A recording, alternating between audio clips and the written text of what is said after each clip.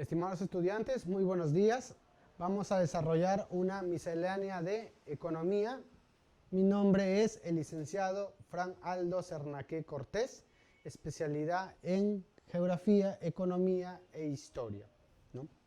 En la Academia Desarrollo y Liderazgo. Vamos a empezar en primer lugar con el trabajo, ¿no? Datos generales del trabajo, ¿no? Tenemos sus características del trabajo: es penoso, es una actividad consciente, requiere un esfuerzo físico y mental, dignifica al hombre y tiene un fin económico, ¿no? Retribuciones al trabajo. El trabajo, tú das tu fuerza de trabajo, tu tiempo, y recibes un sueldo, un jornal, un honorario, una dieta o un emolumento. Lo iremos trabajando más adelante. Tipo de salarios, ¿no? Por tiempo, a destajo, mínimo legal, mínimo vital. También los iremos trabajando más adelante. Características del trabajo, ¿no? Es penoso. ¿Por qué se dice que el trabajo es penoso? Debido a que es obligatorio, ¿no? En el trabajo tienes que hacerlo por obligación. Aunque dicen que cuando tú haces lo que te gusta, no es trabajo, ¿no? Dicen que cuando tú escoges la carrera que te gusta o haces la actividad que te gusta, te pagan por hacer lo que te gusta. Entonces eso no es trabajo. Pero la mayoría de personas lo cataloga como obligatorio, ¿no? Es responsable porque tienes que tener un horario, una hora de entrada, una hora de salida, ciertos días, etcétera, etcétera. Es fatigoso. ¿Por qué? Porque genera un esfuerzo tanto físico como mental, el cual genera cansancio, el cual genera que te fatigues, que te estreses, etcétera, etcétera. Y en algunos casos, peligroso. ¿Por qué se dice que en algunos casos es peligroso? Porque el trabajo, por ejemplo, en una obra puede ser peligroso para los obreros, les puede caer algo, de repente los policías, los militares, ¿no? Son trabajos algo arriesgados, los electricistas, ¿no? También al momento de cambiar cables puede ser algo arriesgado, ¿no? Bien, entonces otra característica es una actividad consciente. ¿Por qué se dice que es una actividad consciente? Porque el ser humano sabe que está trabajando, ¿no? Sabe que va a realizar una actividad laboral, tanto físico o mental, para generar ¿qué? Generar dinero, para generar una retribución, ¿no? Además es parte de la naturaleza, ¿no? Requiere un esfuerzo físico. Aquí habla de, requiere un esfuerzo físico o mental, ¿no? Aquí tenemos que el trabajo, una característica es que requiere un esfuerzo físico. Lo hace con trabajo de las manos, de las piernas, ¿no? Mental, es un trabajo intelectual. Ejemplo de trabajo físico, un obrero, ¿no? Un obrero en una obra tiene que cargar ladrillos, tiene que cargar cemento, tiene que hacer mezclas. Un carpintero, ¿no? Trabajo físico. Mental, un arquitecto, un ingeniero, ¿no? Tiene que diseñar un esquema, tiene que diseñar un plano, es un trabajo mental. Un escritor es un trabajo mental, esfuerzo mental. ¿Por qué? Está utilizando su mente. Un médico está utilizando la mente para operar, ¿no? Los conocimientos que ha adquirido en la universidad, los conocimientos que ha adquirido en diferentes institutos, ¿no? A lo largo de su vida. Dignifica al hombre, ¿no? El trabajo dignifica al hombre. ¿Por qué? Porque lo hace un ser con una ocupación, con una meta, un ser que es útil para la sociedad, ¿no? Es útil para la sociedad y genera bienes y servicios, que es otro fin, ¿no? O es otra característica, generar bienes y servicios, ¿no? Bienes son las cosas que se pueden transportar de un lugar a otro. Una computadora, un mueble, una mesa, una cama, un ropero, un auto, ¿no? Servicios, ¿no? Son las actividades prestadas de ciertas personas o instituciones para otras. Por ejemplo, un dentista te brinda el servicio de revisar tus dientes, ¿no? Un médico te brinda el servicio de sanarte, de curarte, ¿no? Un profesor te brinda el servicio de culturizarte, de darte información, de enseñarte, ¿no? Bien, un arquitecto te brinda el servicio de hacer un plano, una maqueta para construir una casa, etc. El rol del trabajo, ¿no? En la producción. Hablamos de directo e indirecto, ¿no? Características. Descubrimiento a través de la exploración, ¿no? El trabajo inició de esa manera, se inició como una exploración de ciertas actividades que luego ya se hicieron más factibles. Directo, aprovechamiento por medio de la explotación, ¿no? Transformación y eleva la utilidad. El trabajo transforma, ¿no?, una cosa, materias primas, en otras ya sofisticadas, desarrolladas. Eleva la utilidad, claro, hace más útil ciertas actividades, ¿no? Indirecto, a través de la prestación de servicios. Como les dije, el trabajo también consiste en prestar servicios. Por ejemplo, el servicio de un médico, el servicio de un profesor, el servicio de un taxista, el servicio de un electricista, etcétera, ¿no? Clasificación del trabajo, ¿no? El trabajo se clasifica según su actividad, según su responsabilidad, según la remuneración y según la calificación, ¿no? Clasificación del trabajo, clases. Según la actividad, tenemos trabajo manual y trabajo intelectual, ¿no? ¿Qué es el trabajo manual? Es el trabajo que se hace, como lo dije, con el cuerpo físico. Por ejemplo, un obrero, un carpintero, un soldador, ¿no? Es un trabajo manual. Un trabajo intelectual, un trabajo que necesita de preparación académica y técnica. Por ejemplo, un ingeniero, un médico, un abogado, un escritor, ¿no? Un profesor. Son trabajos intelectuales. ¿Por qué? Porque generan o están elementados, ¿no? Son pieza elemental de el cerebro. Necesitas tener conocimientos para poderlos ejecutar de manera precisa.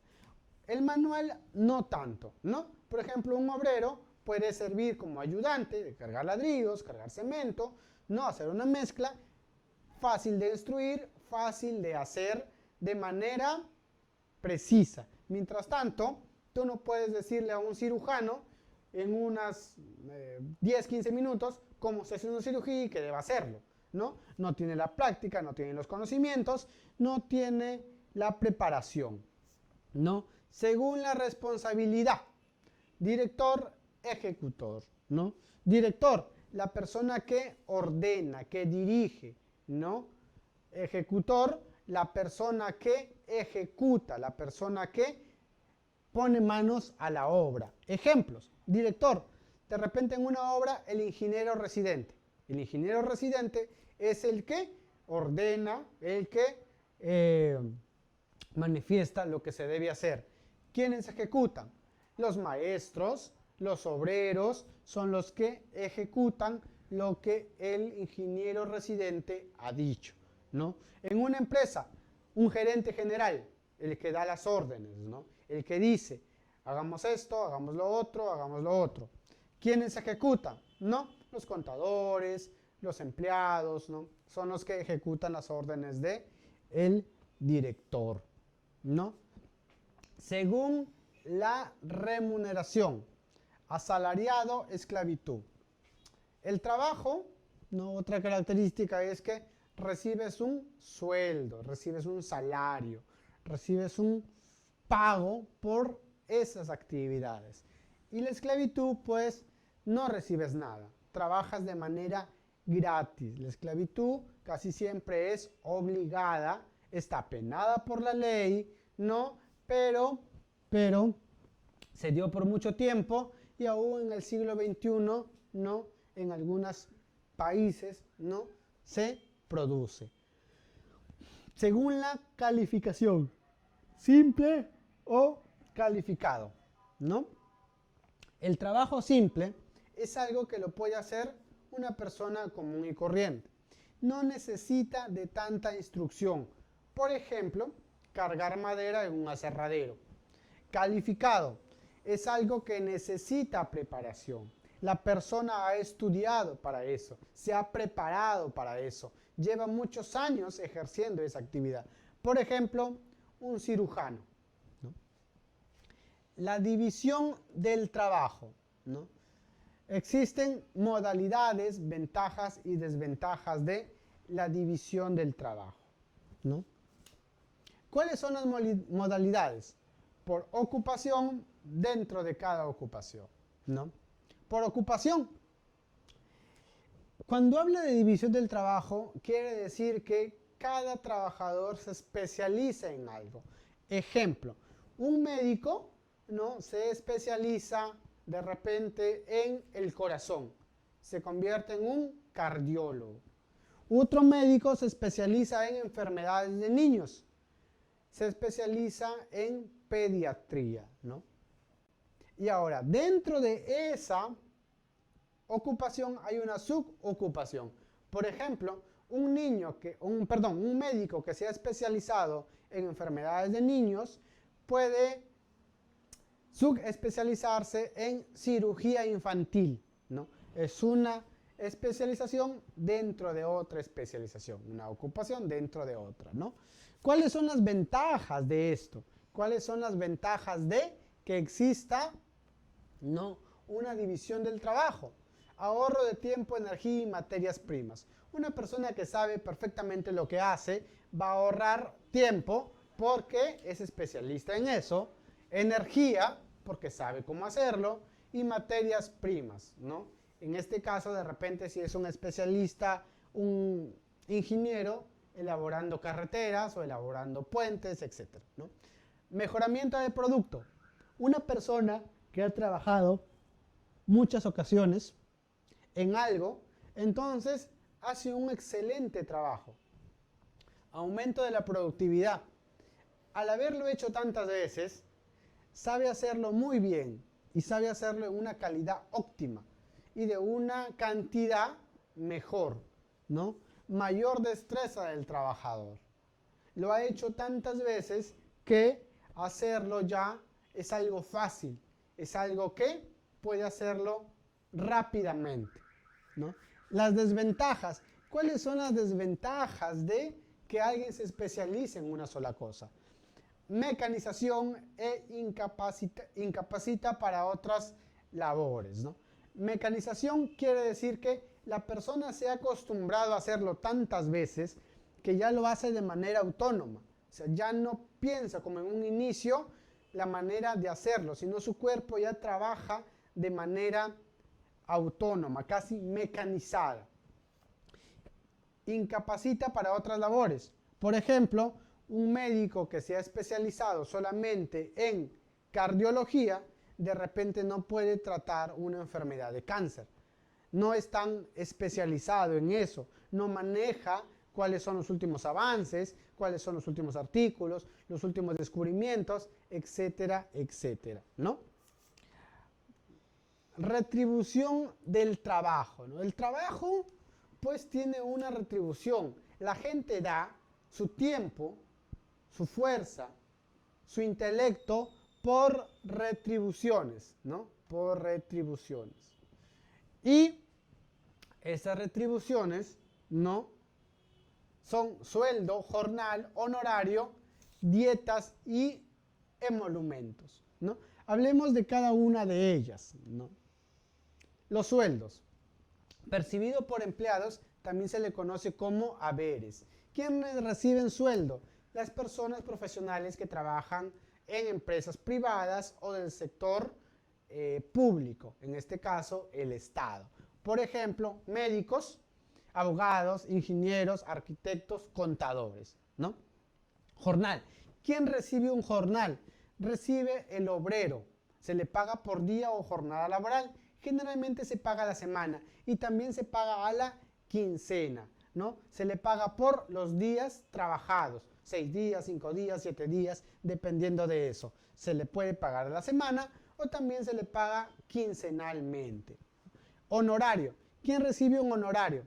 Son profesionales independientes debido a los servicios que prestan, ¿no?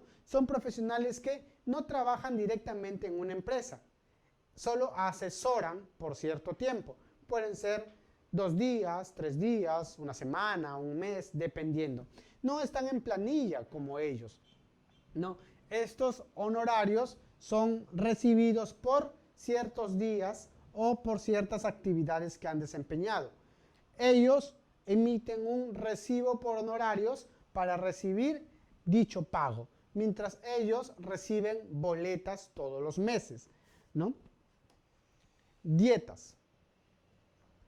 ¿Quiénes reciben dietas? Se le paga las dietas a los servidores públicos que nos representan. En el caso de las municipalidades, quienes nos representan, aparte del alcalde, son los regidores. Los regidores cobran dietas por cada reunión. Los regidores tienen un sueldo mensual que reciben por representarnos. Pero imagínense que hay un problema en la provincia, en el distrito. Los regidores se comunican, se llaman, se escriben y le dicen una reunión mañana de 8 de la mañana a 2 de la tarde. Muy bien. Esa reunión es un pago extra para ellos y se le llama dieta, ¿no? ¿Cuánto es una dieta?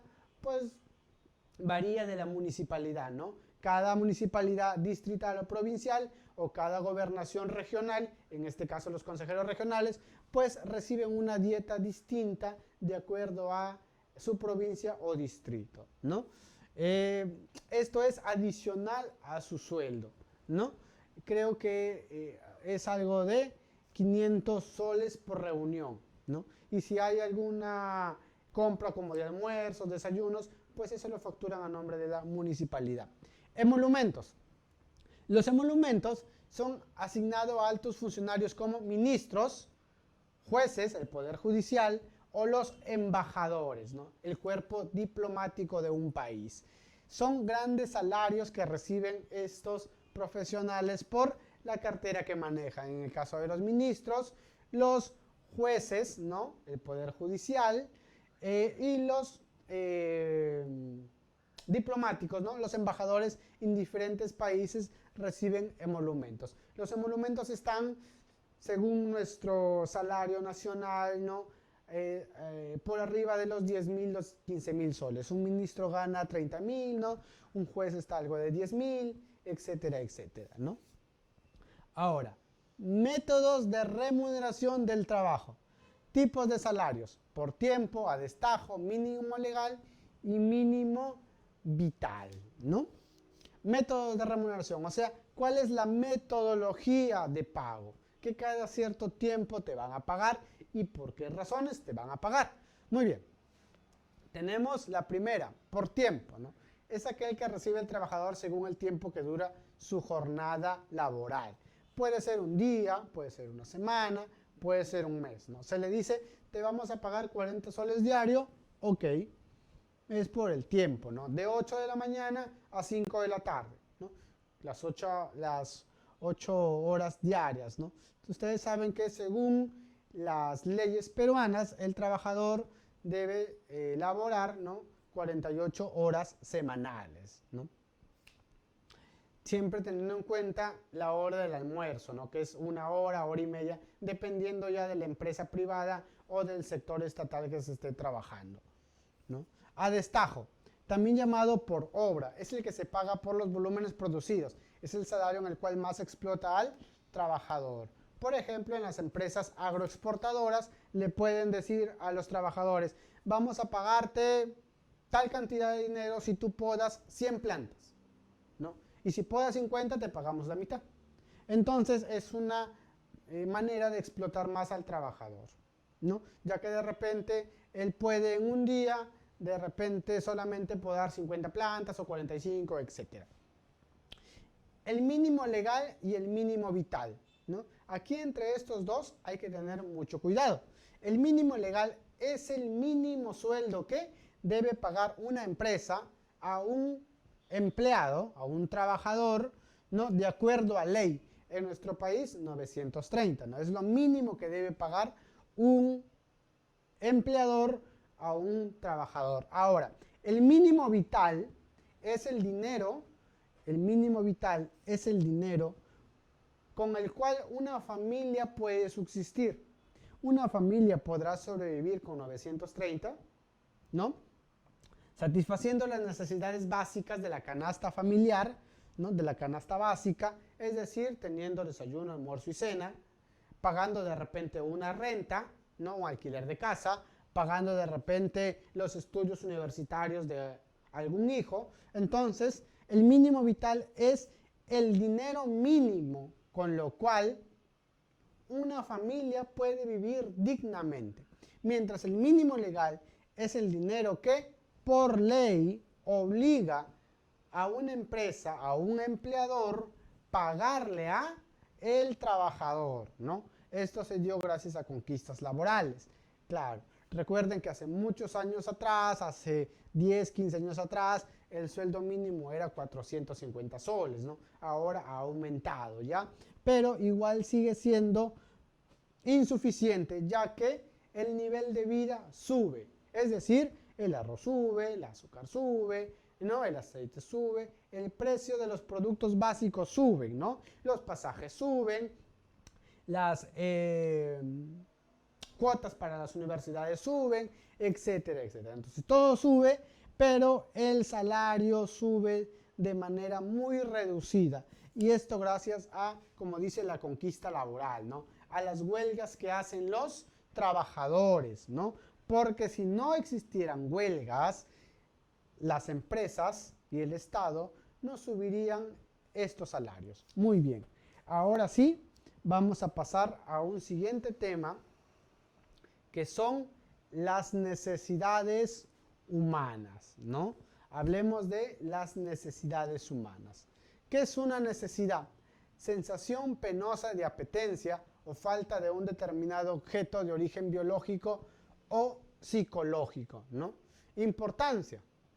Son principios, origen y finalidad de todas las actividades económicas y acontecimientos de la sociedad. Es decir, la economía se basa en cubrir necesidades. ¿Cómo se cubren esas necesidades? ¿De qué manera se cubren? Etcétera, etcétera, ¿no? ¿Y se cubren con qué? Con bienes y servicios. Muy bien. Características: infinidad, saturación, concurrencia, complementariedad, sustitución y fijación. Clasificación, ¿no? Las necesidades se clasifican de manera usual y de manera general, ¿no? Las necesidades de manera usual son las primarias, secundarias, superfluas o suntuarias. Las necesidades de manera general son materiales e espirituales, ¿no? Trabajemos ahora sí, ¿no? Satisfacción de una necesidad humana. Bien, el proceso de satisfacción de una necesidad humana pasa por 4 momentos. El primero, la manifestación física, la representación mental, el esfuerzo físico y la satisfacción. Entonces, el proceso de satisfacer unas necesidades pasa por 4 momentos. Son manifestación física, representación mental, esfuerzo físico y satisfacción. Muy bien. Ahora sí. Vamos al primer momento. Manifestación física, ¿no? Sensación de falta o carencia de algo. En este caso, la sensación de sed. Sientes que algo te falta. Suponiendo, otro ejemplo, tienes frío.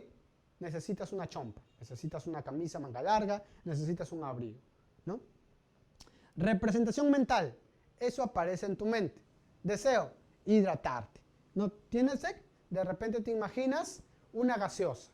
Te imaginas una bebida energética. Te imaginas una jarra de refresco, ¿no? Esfuerzo físico. Exigencia que impulsa desplegar esfuerzo o actividad para conseguir el objeto, ¿no? Exigencia, trabajo para conseguir la hidratación. En este caso, estás acostado en tu sillón, levantarte, ir a la tienda, comprar una gaseosa, una bebida energizante.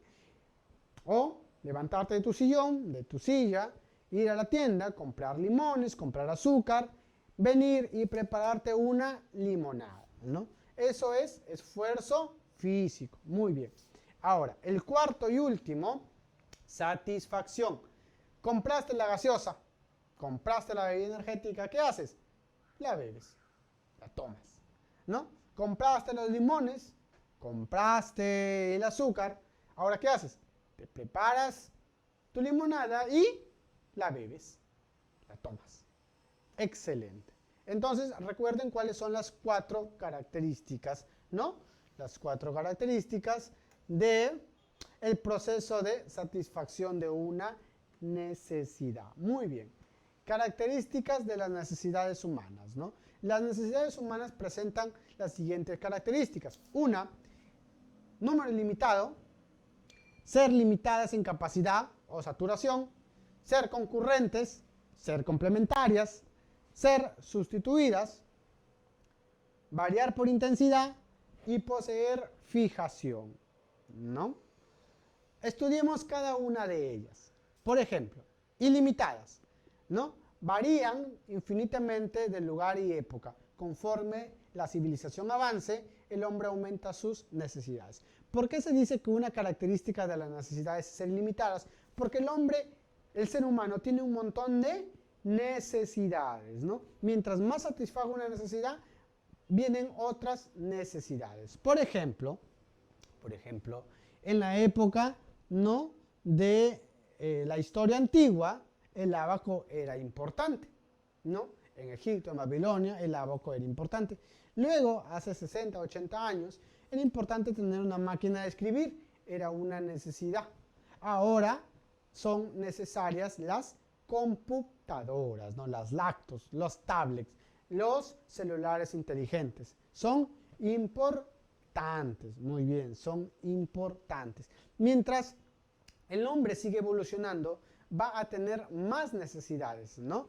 Recuerden que las necesidades serán ilimitadas. Tienes una necesidad, ya la satisfaciste, van a aparecer otras y otras y otras. Muy bien. Saturación, ¿no? Las necesidades, una vez que ya se han satisfecho, decrecen, ¿no? La intensidad decrece a medida que la necesidad se satisface. Decrecen hasta la sensación penosa y la exigencia desaparece. Por ejemplo, ¿no?, para saciar la sed, tal vez tomaríamos más de 2 vasos de agua. No puedes estar tomando agua cada 3 minutos, ¿no? Tomas 2 vasos de agua, tomas una gaseosa, tomas 2 gaseosas, suficiente. Calmaste tu necesidad. Se saturó, ¿no? Se cerró esa necesidad. Ya no tienes sed. Tal vez dentro de 5 horas más adelante te dará sed, pero en ese instante ya no tienes sed. Muy bien, ¿no? Concurrencia. Todas las necesidades se presentan juntas. Esto obliga a ordenarlas. Primero se satisface la necesidad más apremiante. Esto implica el aplazamiento de otras, ¿no?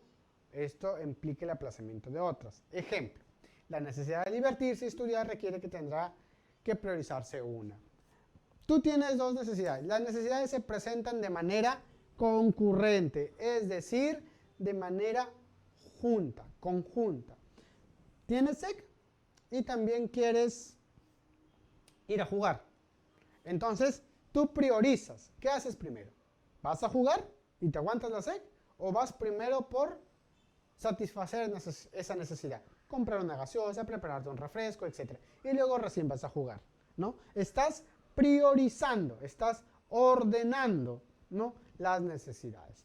En este caso, necesidad de divertirse, estudiar. Estudiar para ingresar a la universidad, divertirte. ¿Cuál priorizas? Primero estudias, ¿no? Y luego ya puedes divertirte. O de repente, estudias mucho, te planteas una meta, ingresar a la universidad y luego ya recién divertirte, ¿no? Muy bien, entonces esa es una característica, la concurrencia, ¿no? Son complementarias, otra característica de la necesidad. Satisfacción de necesidad mayor que a su vez satisface varias necesidades menores complementarias, ¿no? Una necesidad complementa a otra, ¿no? Satisfacción de necesidad mayor que a su vez satisface varias necesidades menores complementarias. Por ejemplo, estudiar exige de un centro educativo libros, etc., ¿no? Se complementan. Si tú estudias, pues vas a necesitar o vas a utilizar libros vas a tener que ir a una academia, a un instituto, a una universidad para poder estudiar. Es una necesidad que se complementa, ¿no? Que hace que su ayuda, pues, ayude a otras necesidades. Sustitución, ¿no? Las necesidades pueden ser satisfechas de diversa manera. Se puede sustituir la forma de satisfacción de un objeto por otro. Las necesidades son sustituibles. Ejemplo, un pan por bizcocho. Tienes hambre, vas a la tienda, ¿no? Aparece el deseo, te imaginas un pan, esfuerzo físico, vas a la tienda a comprar un pan, pero no hay pan. ¿Qué haces? Te compras un bizcocho, te compras una galleta, te compras un chocolate, ¿no? Está sustituyendo. Te compras una fruta, está sustituyendo ¿qué? El deseo de comer, ¿no? Entonces son sustituibles. Otra característica de la necesidad, varían de intensidad. Depende de las circunstancias, depende del momento en que dicha necesidad, en que se dé dicha necesidad. Por ejemplo, tomar un refresco en verano o tomarlo en invierno, ¿no? Varían de la intensidad. En los meses de verano, enero, febrero, marzo, parte de diciembre también, entonces tomar un refresco helado va a ser una necesidad más apremiante que tomarlo en, por ejemplo, junio, julio, donde la época es fría. Varía de intensidad. En verano deseas mucho un refresco helado, pero en invierno de repente deseas un café caliente, ¿no? Ahora, en verano no vas a desear un café caliente a las 12 del día, ¿verdad? Sería ilógico. Entonces, varían de intensidad. ¿De acuerdo a qué? De acuerdo al tiempo, de acuerdo a las circunstancias, de acuerdo a donde te encuentres, ¿no? Si estás en una zona muy fría, si estás de repente en Cajamarca, ¿no? O de repente estás en un polo norte, no vas a querer, pues, estar con ropa de verano. Vas a querer una indumentaria de acuerdo a la zona, ¿no? Que te abrigue. Entonces, varía de intensidad de acuerdo al tiempo y al espacio donde se encuentre, ¿no? De acuerdo a las estaciones, etcétera, etcétera. Fijación, ¿no? Necesidad satisfecha de forma habitual. Una necesidad se puede formar o se puede convertir en una adicción, o sea, en una fijación. Por ejemplo, sientes necesidad de fumar, ¿no? Un cigarrillo y se convierte en un hábito. Se convierte en un hábito, lo haces todos los días, 1, 2, 3, 4, 5 veces al día, empiezas a aumentar más. ¿Eso qué genera? ¿No? Genera una adicción. Te has convertido en un fumador, ¿no? Y luego tienes que ir a un centro de rehabilitación donde desaparezca eso, ¿no? Beber. ¿Quieres beber alcohol? ¿No? Cerveza u otra bebida alcohólica. Empiezas a hacerlo, 1, 2, todos los días, te conviertes en un alcohólico, ¿no? Se creó una adicción. Los casinos, ¿no? Tienes la necesidad de divertirte un poco. Vas a un casino, apuestas, ganas, te vuelves adicto, vas todos los días, apuestas todo tu dinero, te quedas sin nada. ¿Qué has creado? Una ludopatía. Ludopatía se llama a la adicción a los casinos, a los juegos, a las cartas, etcétera, etcétera, ¿no? Clasificación de las necesidades, ¿no? Las necesidades humanas se clasifican de manera usual en necesidades primarias, secundarias, superfluas, ¿no? Y de manera general, ¿no? Se clasifican en materiales y espirituales. Estudiemos primero la de manera usual, ¿no? Tenemos 3, primarias, secundarias y superfluas, ¿no? Muy bien, aquí tenemos las 3. Estudiemos primero estas, las necesidades primarias, ¿no? Características, denominadas también vitales, son necesidades de orden biológico.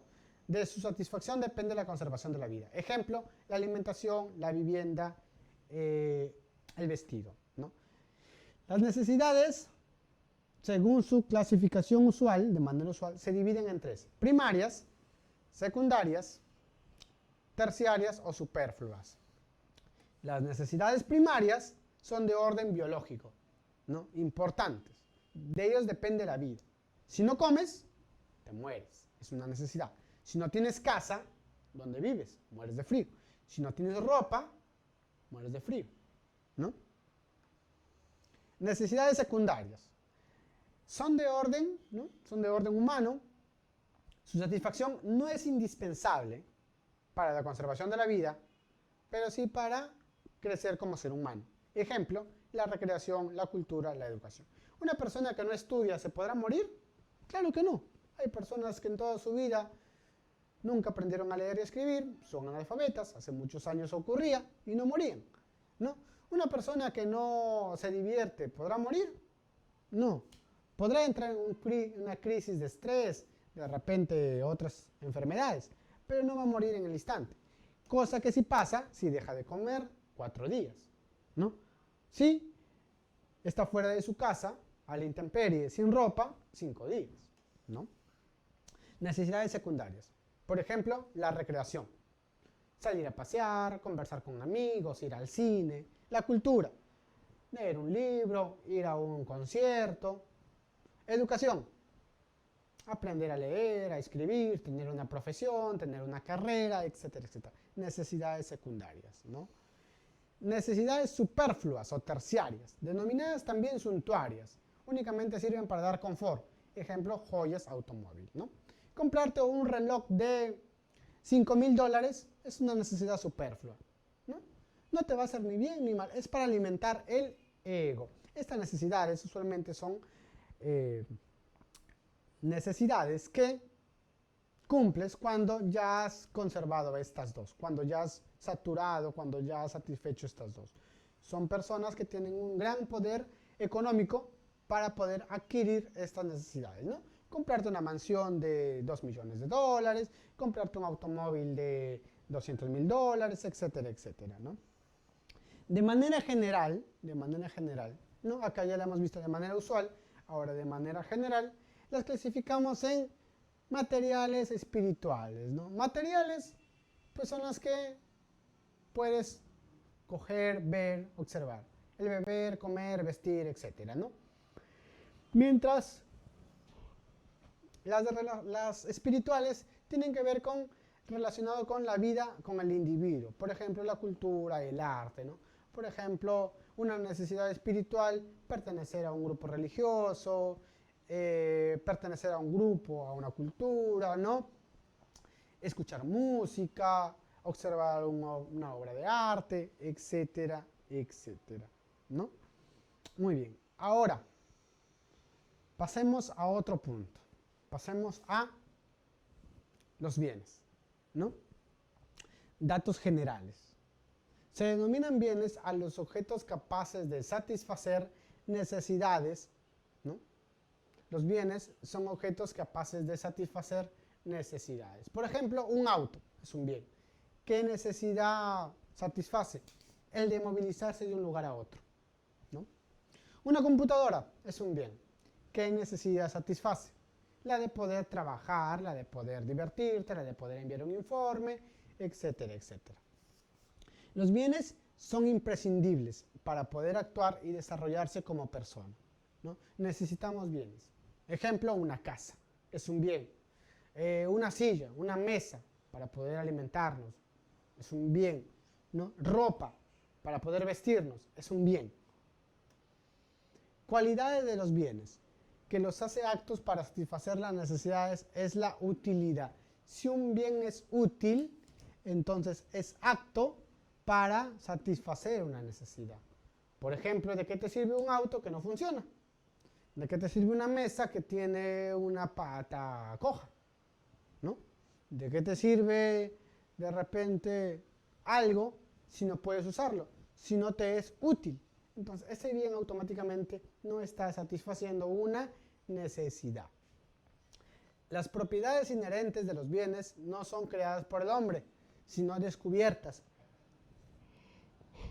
y aprovechadas por él. Por ejemplo, ¿no?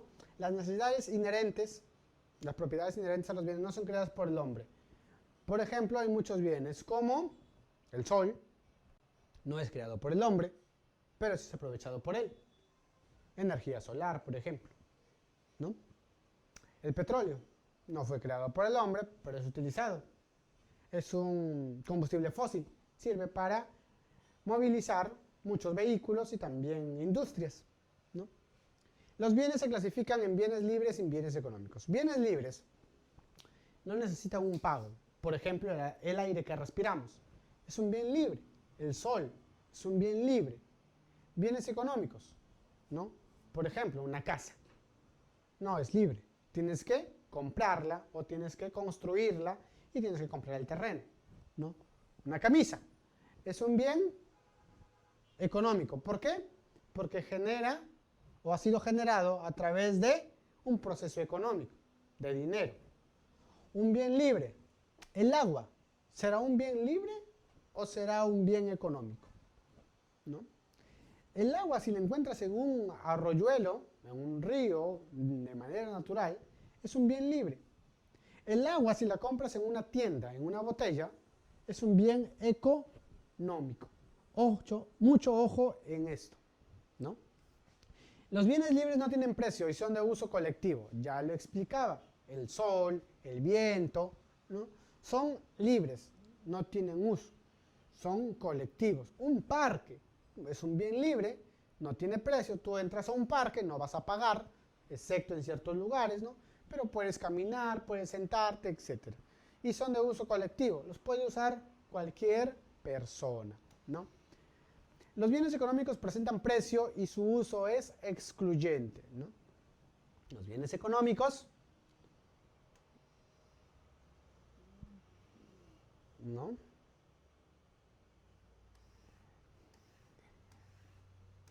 Los bienes económicos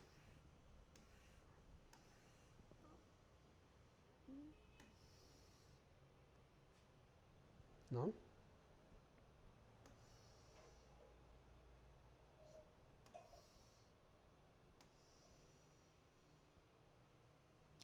Los bienes económicos no tienen precio y son de uso colectivo. Los bienes económicos presentan precio y son excluyentes, ¿no? Bienes libres. Existen en suficientes cantidades. Ejemplo, el aire. Hay un montón de aire, ¿no? Que debemos cuidar y no contaminar. El sol, la energía solar es infinita, ¿no? Son apropiados. Los individuos pueden consumirlos en la cantidad que deseen, ¿no? Tú puedes aspirar aire de manera que quieras. Tú puedes solearte de la manera que quieras, ¿no? No se paga por ellos. Por ejemplo, el aire, el sol, etcétera, etcétera. Características. Se consumen colectivamente. Todos consumimos el aire. Todos respiramos aire. Todos sentimos el sol, ¿no? Que sirve para la fotosíntesis de las plantas y sirve para que el ser humano también pueda absorber mejor vitaminas en nuestro organismo. Es un bien no rival, es decir, no hay competencia, ¿no? No alguien va a decir, ¿sabes qué? Mira, no consumas aire, consume otra cosa. O mira, no uses el sol, utiliza otra energía, ¿no? Es difícil de excluir a los usuarios. Tú no puedes decirle, ¿sabes qué? Yo voy a encerrarte en un cuarto para que no respires aire. O yo voy a decirte que a ti no te dé aire. Que tú no tengas en tu espacio el aire suficiente para respirar, ¿no? Es difícil de excluir. No tiene mercado. Nadie te dice, vendo aire. Aunque, ¿no? Con toda esta crisis sanitaria a nivel mundial, se ha dado el problema de el oxígeno, ¿no? El oxígeno se volvió súper importante, el oxígeno se volvió muy preciado, ¿no? Pero oxígeno de manera médico, ¿no? A personas que tenían problemas respiratorios. Ahora, ¿no? Ahora. El agua, se podría decir que es un bien común, colectivo, ¿no? En su estado natural, en un río, en un riachuelo, en cualquier zona andina de América Latina o del mundo, ¿no? Pero transformado ya en un producto comercial, vendido al ser envasado en una botella, ya es un bien económico. Y ojo que hace unos meses el agua ya ha sido catalogada en las bolsas de valores. Es decir, ya gente compró reservas de agua para luego venderlas a diferentes países o poblaciones, ¿no? Que no dudemos que dentro de repente unos años, 30, 40, 50, a alguien se le ocurra de repente comercializar con el aire o con el sol, ¿no? No tienen mercado. Tú no puedes decir a la tienda y decirle, véndame 2 kilos de aire, o véndame oxígeno para respirar, o véndame 3 litros de sol. No, no tienen mercado. No tienen precio. ¿Por qué? Porque son infinitos y porque son naturales. Nadie te puede decir, mira, tú has respirado hoy día 24 horas, me debes 100 soles, o debes de pagar 100 soles. O tú has respirado 2 semanas, debes de pagar un recibo por el aire que has respirado. Son bienes libres. Nadie te va a decir, tú has recibido tantas calorías del sol este mes y tienes que pagar esta factura. Nadie. Porque son bienes libres, no tienen precio, ¿no? Esas son las características de los bienes libres, ¿no? Los consumen colectivamente, no tienen rival, es difícil de excluir a los usuarios, no tienen mercado, no tienen precio. Ahora, vayamos con los bienes económicos, ¿no? Aquí, estos bienes sí son producidos por el hombre, han generado un trabajo, han generado capital, han sido generados a través de eso. Por lo tanto, tienen un precio, es decir, cuestan. Ejemplos, un automóvil. Los automóviles no son libres. Tú no puedes ir y coger un automóvil y empezar a conducirlo. Tienes que ir a una tienda que vende automóviles y comprar el automóvil, que puede ser directo o puede ser a través de cuotas, pero igual lo estás pagando. ¿Por qué lo estás pagando? Porque para construir ese automóvil se le ha pagado a una persona que lo diseñe, a otra persona que lo ensamble, lo una las partes, a otra persona que compre las partes para que otro las ensamble, a una persona que lo ha transportado hasta la tienda. Entonces es un proceso económico. Ese bien económico sí tiene un precio, ¿no? ¿Cuáles son los primeros o cuáles son los datos más importantes de un bien económico? Son escasos en cantidad. No hay autos, digamos, para regalar, ¿no? No hay casas así para ir y conseguir una. Mientras sí hay aire por montones, pero no hay celulares que tú vayas y los encuentres colgados de un árbol o en el suelo que nacieron. Se obtienen normalmente mediante un esfuerzo. ¿Cuál es el esfuerzo? El trabajo. Para que tú te compres un celular has tenido que haber trabajado, ¿no? Has trabajado, has generado un producto, un servicio, te han pagado por eso y con ese dinero vas a comprar el celular. ¿Quieres comprarte un auto? Vas, trabajas, generas dinero y te compras el auto. ¿Quieres una casa? Lo mismo, ¿no? Se obtienen normalmente mediante un esfuerzo, que es el trabajo que tú has tenido que realizar para poder obtener dinero y con ese dinero comprar ese bien económico. Tiene un precio, 10 soles, 15, 20, 100, dependiendo de la moneda, soles, pesos, euros, yens, dólares, libras esterlinas, yuan, dependiendo del país donde estés. Tiene un precio. Este bien suele ser el resultado de un proceso productivo. Claro que sí. Una mesa es un proceso productivo. ¿Por qué? Hay una persona que ha ido al bosque, ha cortado el árbol, lo ha cargado, lo ha llevado al taller, lo ha cepillado, lo ha cortado con una sierra, con un serrucho, lo ha convertido en madera. Ha vendido esa madera a una carpintería. En la carpintería han comprado clavos, goma, ¿no? Martillos y han hecho la mesa, la han elaborado. Es un proceso de producción, ¿no? Un trabajador ha unido las piezas, las ha clavado y ha generado un producto, un bien, ¿no? Y ese bien tiene un precio. ¿Por qué? Porque ha pasado por un proceso de producción. Y por lo tanto, al ser vendido, tiene que generar ganancias, ¿no? Que es temas de economía que trataremos más adelante.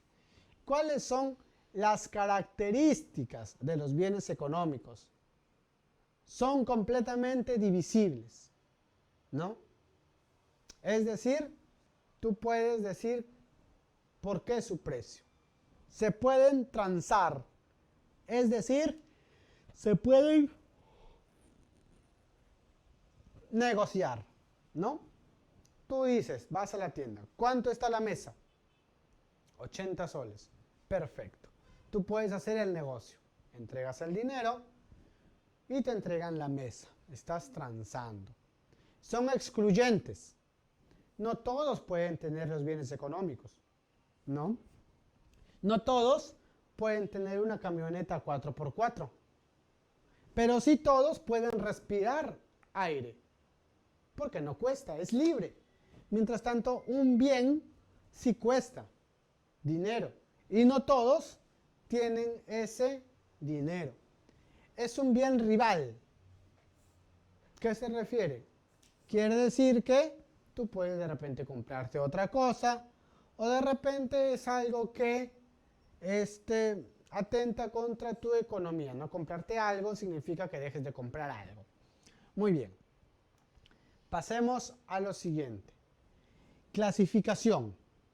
Los bienes económicos se clasifican por su naturaleza, por su relación con la producción, por su duración, por su función, por su distinción legal, por su relación con otros bienes, por su ingreso con el consumidor, ¿no?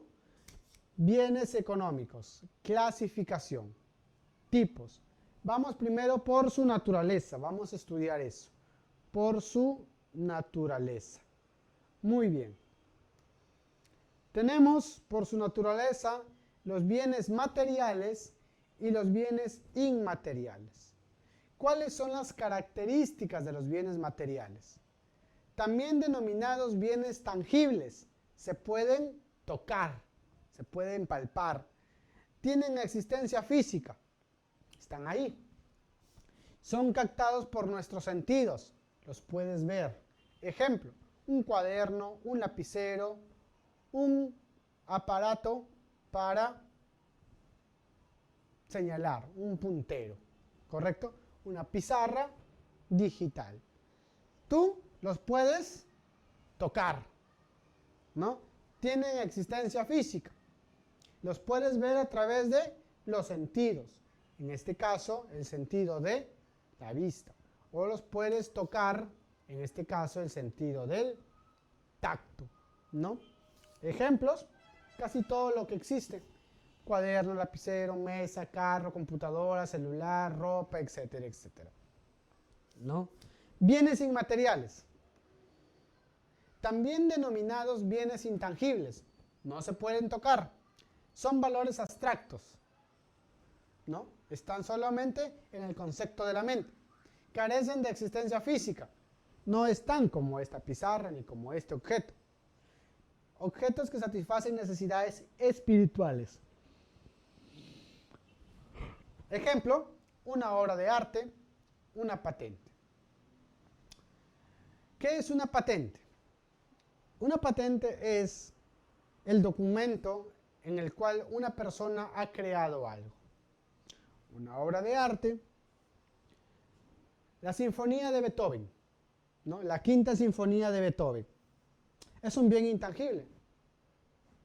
No lo puedes tocar.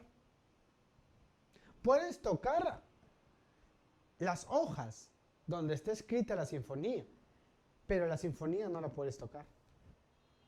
Es un valor abstracto, porque está en tu mente. Tú escuchas y es ahí donde tú obtienes la información, el placer de escuchar una buena melodía.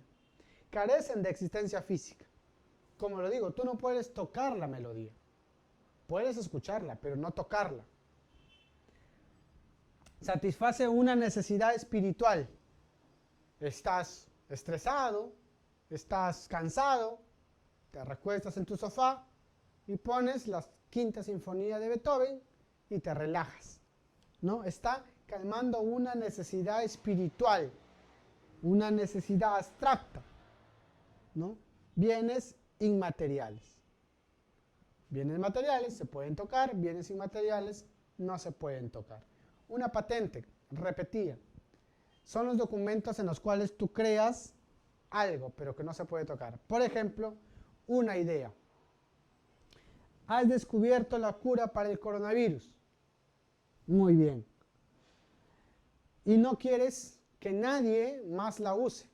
Y si la usan, tienen que pagarte. Tú vas y lo registras en una oficina de patentes, en la cual tú dices que eres el autor de esa fórmula, de esa medicina que va a salvar al mundo. No puedes tocar la fórmula. La fórmula es abstracta. El papel donde está escrito es otra cosa. La fórmula es abstracta. Pero es un bien que tú lo has creado. ¿Cómo? Varias noches de estudio, mucha investigación, muchas horas en el laboratorio. Es un bien inmaterial. ¿No? Muy bien. Continuemos. Por su relación con la producción, ¿no? Tenemos a los bienes intermedios, a los bienes finales.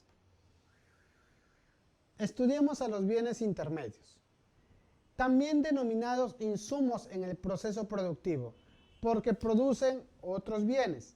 Son sometidos a nuevas transformaciones para posteriormente dar origen a un bien final. Ejemplo, producir tela, bien intermedio, el algodón. Entonces, los bienes, de acuerdo o por su relación con la producción, se dividen en bienes intermedios y bienes finales. Bienes intermedios son aquellos insumos que ayudan a producir un bien. Ejemplo, para producir tela se necesita algodón. Para producir zapatos se necesita cuero. Para producir celulares, ¿qué se necesitará? Elementos no como escanio, zinc, no, elementos químicos. Para producir una bicicleta, ¿qué se necesitará? Igual, elementos, ¿no? Como fierro, estaño, zinc, etc.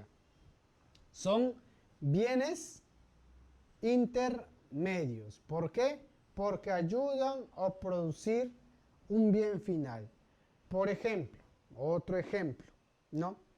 Preparar un plato de comida, arroz con pato, ¿no? ¿Qué se necesita? Los insumos. ¿Qué serían? El pato, el arroz, los demás condimentos. Son bienes intermedios. ¿Por qué?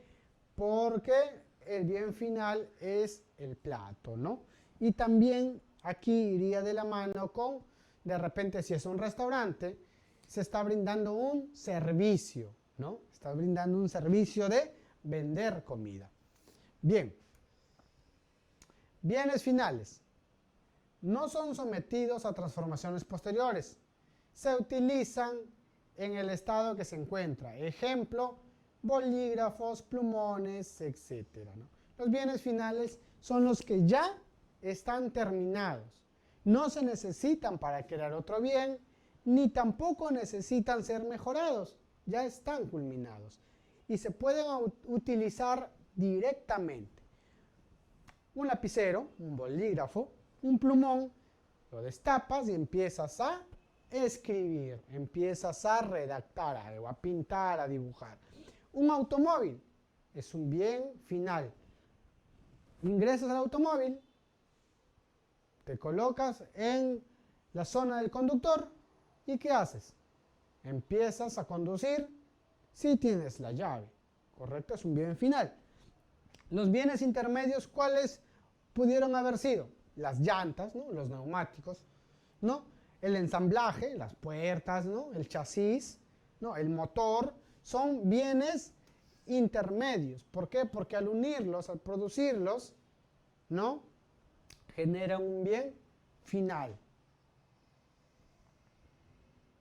Ahora, tenemos a bienes por su duración. Bienes fungibles, bienes infungibles. ¿Cuáles son los bienes fungibles? También denominados bienes no duraderos. Son los bienes que solo admiten un único uso. Ejemplo, alimentos, cigarrillos. Los bienes fungibles son los que se utilizan una sola vez. Por ejemplo, una manzana. Te comes la manzana y ya no va a haber otra manzana. Hay otras, claro, pero la que tú te comiste ya no la puedes usar. Ya no puedes volver a comértela porque ya lo hiciste. El cigarrillo, fumaste el cigarrillo y ya no puedes volver a fumar ese cigarrillo porque ya se desapareció, ya caducó, ya no está, ya no existe, ¿no? Bienes fungibles. Por ejemplo, otro bien fungible, ¿no? Una gaseosa. Compras la gaseosa, abres la botella, bebes el líquido y listo, se acabó. Solo lo puedes utilizar una vez, no dos, no tres. Puedes llenarlo de nuevo, pero ya sería otro líquido, sería otra gaseosa, sería otro producto, ¿no? Los bienes fungibles solo se pueden utilizar una sola vez. Una sola vez. Alimentos, cigarrillos, bebidas son los ejemplos clásicos de la utilización de un bien fungible. Bienes infungibles, ¿no? Por su duración. Se pueden utilizar varias veces. Tienen un tiempo prolongado. Ejemplos, instrumentos, herramientas, ¿no? Tienes un automóvil, te compras un kit de herramientas, de llaves. Puedes utilizarlo las veces que quieras. Un automóvil, puedes utilizarlo las veces que quieras, siempre y cuando le hagas un buen mantenimiento, claro está. Un lapicero, puedes utilizarlo las veces que quieras. Te durará un cierto periodo, pero puedes utilizarlo muchas veces. Un plumón, igual, ¿no? Ropa, puedes utilizarlo muchas veces, esa camisa, ese pantalón, sus zapatos, ¿no? Una casa, puedes utilizarla por mucho, mucho tiempo, ¿no? Son bienes fungibles, es decir, pueden utilizarse muchas veces, utilizan una prolongada acción en el tiempo, mientras los bienes infungibles solo puedes utilizarlos una vez. Por ejemplo, las agujas, ¿no? Las jeringas para inyectar, solo puedes utilizarlas una vez, luego se botan, ¿no? Son desechables, sería un bien fungible, ¿no? Una laptop es un bien infungible. ¿Por qué? Porque puedes utilizarlo muchas veces, muchos años, dependiendo de cómo cuides tú ese bien, cómo le hagas un buen mantenimiento y un buen cuidado, ¿no? Otro bien fungible, ¿no? Por ejemplo, los preservativos. Solo se usan una vez. Bien infungible. De repente, unos parlantes. Puedes utilizarlos muchas veces. Por su función. Los bienes aquí se dividen en dos. Bienes de consumo y bienes de capital, ¿no? Bienes de consumo y bienes de capital. ¿Qué quiere decir bienes de consumo? Leamos. Satisfacen directamente las necesidades humanas. Son también bienes finales. Ejemplo, las bebidas, verduras, ¿no? Bienes de capital. Bienes que sirven para producir otros bienes. Ejemplo, maquinarias, locales comerciales, etc. Por su función, los bienes se dividen en de consumo, ya listos para consumir, para satisfacer una necesidad, o de capital, para producir otros bienes. Ejemplos, tenemos bienes de consumo, bienes que ya se pueden consumir. Por ejemplo, bebidas, verduras, ¿no? ¿Un vehículo es un bien de consumo? Claro, lo vas a usar, ¿no? Pero un camión que trabaja en una minera, una caterpillar que trabaja en una minera, ¿es un bien de consumo o de capital? De capital. ¿Por qué? Porque está produciendo otros bienes, ¿no? Por ejemplo, una máquina de soldar, ¿un bien de consumo o de capital? De capital, porque está generando la creación de otros bienes, ¿no? Que es soldar. Un bien de consumo, una bicicleta. Es un bien que ya puedes utilizar. Consumes. Un bien de capital, maquinaria, locales comerciales. Un edificio, un espacio donde tú puedes ofrecer un producto, vender. Es un bien de capital. ¿Por qué es un bien? Porque ha sido creado por albañiles, tú de repente lo has comprado, te ha costado dinero, o lo estás alquilando, te está costando dinero. Es un bien de capital. ¿Por qué? Porque te está ayudando a producir otros bienes. Puedes tener un taller, puedes tener una tienda, puedes tener un hospital, una clínica, etcétera, etcétera. Está produciendo otros bienes o en algunos casos también servicios. Entonces, bienes de consumo, bienes que se utilizan en el instante, sirven para eso, satisfacer la necesidad, mientras bienes de capital sirven para crear otros bienes, para producir otros bienes, ¿no? Continuamos. Por su distinción legal. Por su distinción legal tenemos que se dividen en dos. Bienes muebles, bienes inmuebles, ¿no? Y aquí agreguemos bienes semovientes, ¿no? Que lo vamos a trabajar dentro de unos instantes. Bienes muebles, ¿no? Bienes que se pueden trasladar de un lugar a otro, se puede poseer y adquirir. No requieren inscribirse en registros públicos. Ejemplo, escritorio, mobiliario, ¿no? Bienes inmuebles. No pueden llevarse de un lugar a otro. Ejemplo, casa, terrenos. No pueden ser separados ni destruidos. Barcos o aviones. Requieren ser inscritos en registros públicos para poder ejercer propiedad sobre ellos, ¿no? Entonces, por su distinción legal, los bienes muebles es todo lo que tú puedes llevar, puedes transportar de un lugar a otro. No requiere estar inscrito en registros públicos. Ejemplo, una mesa, tú te mudas, te llevas tu mesa. Un escritorio, una computadora, ¿no? Es un bien mueble. ¿Por qué? Porque lo puedes llevar de un lugar a otro, de acuerdo a lo que tú quieras, de acuerdo a lo que te plazca, al lugar donde a ti más te convenga, al lugar donde a ti más te interese tenerlo. Bienes inmuebles. no se pueden llevar de un lugar a otro. Ejemplo, una casa. Tú no puedes llevarte una casa de una ciudad a otra, ¿no? Tendrías que destruirla y perdería ya el concepto de casa. El terreno. Tú no puedes coger el terreno y llevártelo a otro sitio, ¿no? Dejaría o perdería todo. Es imposible. No pueden ser separados ni destruidos.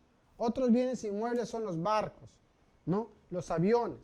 Tú no puedes cortar a un barco por la mitad y llevarte la mitad a otro país. Ni un avión lo puedes igual, cortar por la mitad y llevártelo. O hacerlo que vuele a la mitad. O hacer que un barco navegue cortado por la mitad, ¿no?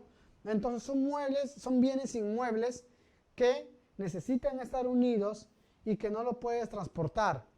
Necesitan estar inscritos en registros públicos, ¿no?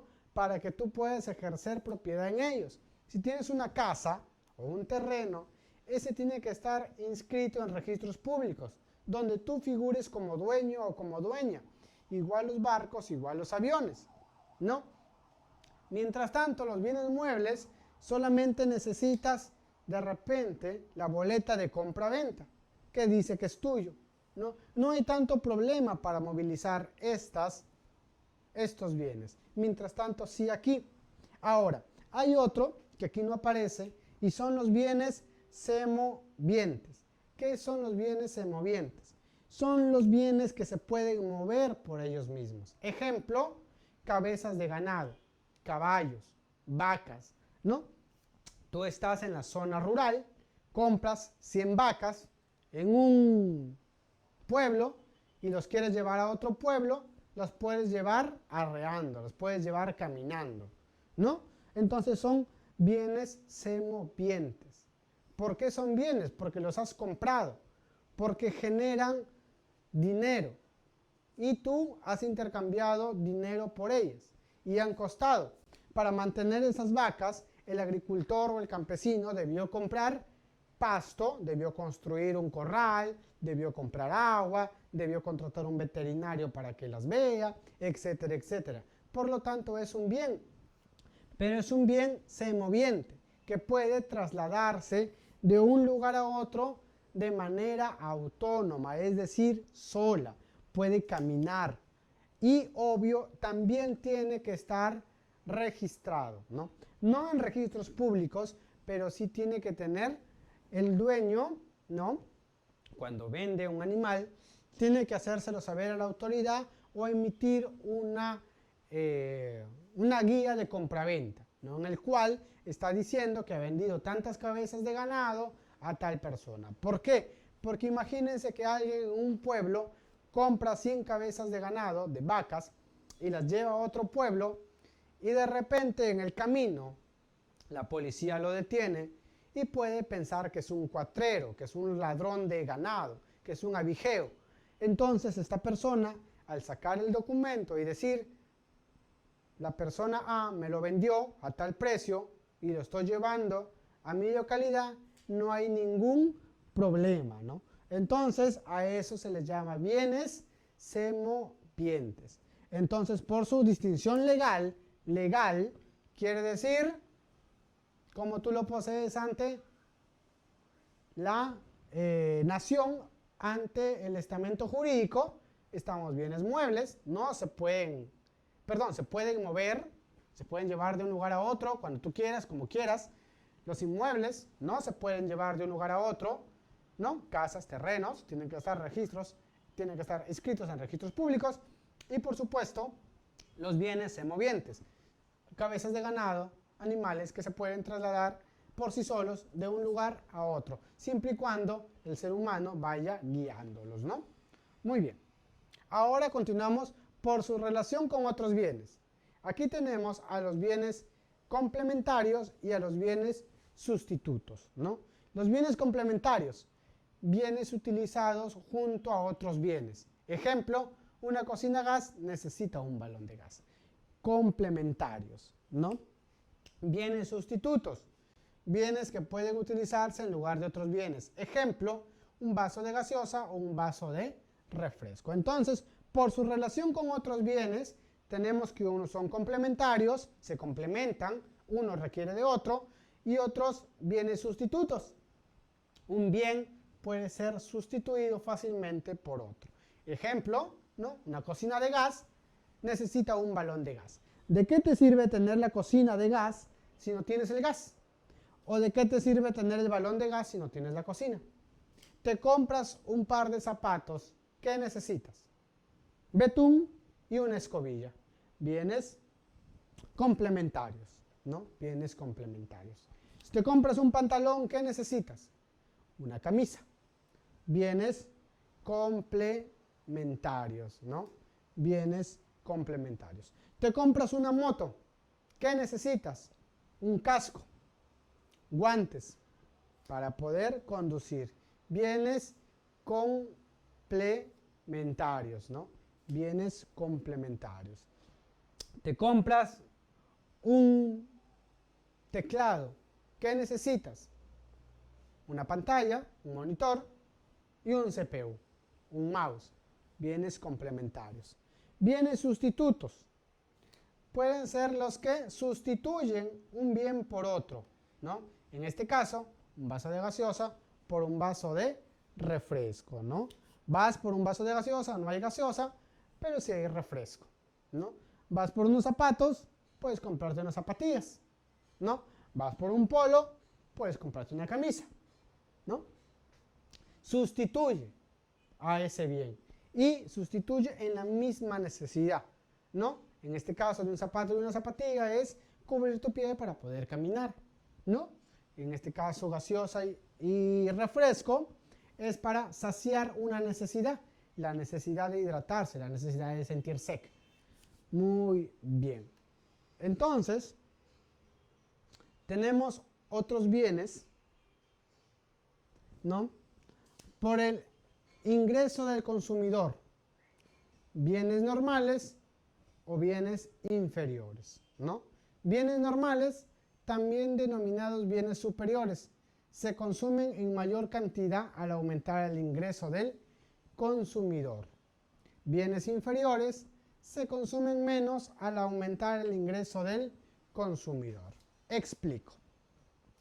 Suponiendo que tú ganas 1.500 soles mensual. Muy bien. Entonces tú ganas 1.500 soles mensual y compras un champú de 5 soles, ¿no? Estás comprando un champú de 5 soles. Muy bien.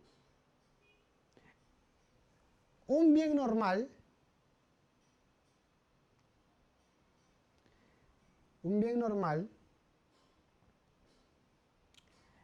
quiere decir que al tú ganar más, vas a comprar más eso, ¿no? Muy bien. Tú ganas 1.500 y te acaban de subir el sueldo a 2.000. Entonces, tú ya no vas a comprar un champú, sino vas a comprar 2 champús. ¿Por qué? Porque es bueno. Y porque vas a lavar mucho mejor tu cabello, vas a tener mejor cuidado, ¿no? Entonces, los bienes normales son aquellos bienes que se denominan superiores, ¿no? Se consumen en mayor cantidad al aumentar la cantidad de ingreso. Por ejemplo, ¿no? Tú comprabas gaseosas, ¿no? Tú ganas cierta cantidad de dinero y compras 5 gaseosas a la semana. Te aumentan el sueldo al doble, ¿no? Ganas el doble. Tú ya no vas a comprar 5 gaseosas, vas a comprar 10 a la semana. ¿Por qué? Porque el bien es tan bueno y al tú ganar más dinero, vas a aumentar el consumo de ese bien. A ese bien se le llama bien normal. Bienes inferiores. Se le conoce al bien inferior al bien que al aumentar el ingreso, ¿no? Se consume menos al aumentar el ingreso. Por ejemplo, ¿no? Tú comprabas,